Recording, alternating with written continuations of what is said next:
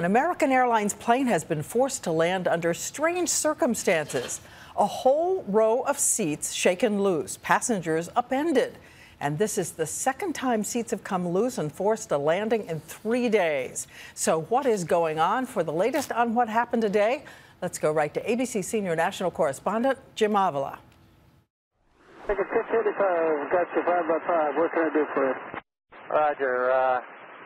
Got an unusual one for you. No one can remember this happening before, not passengers so rattled they didn't want to be identified. The seats flipped backwards, and so people were essentially on the laps of the passengers behind them with their legs up in the air. Not aviation experts. I've never seen anything like that in all my years, 30 years of covering the airline industry. No one can remember airline seats disconnecting from the cabin floor.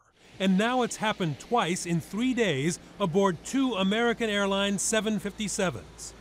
During climb out, rows, passenger seats, row 12, D, E, and F came loose out of the floor. American Airlines Flight 685 from Boston to Miami diverted in mid-flight, declaring an emergency and landing at JFK in New York because a row of seats had disengaged from its rails on a nearly full flight.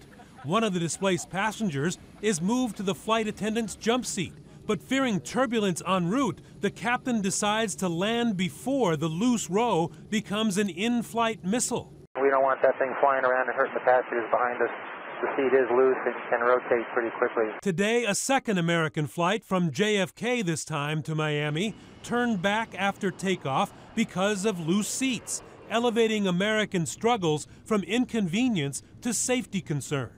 I think it could be sabotage or it could just be sloppiness, but either way, it's kind of a disaster for the airline. American is in the middle of a labor dispute with all of its unions, including maintenance workers, but insists despite its earlier claims that the 97% increase in maintenance delays in September were deliberate work actions, today American claims this is different.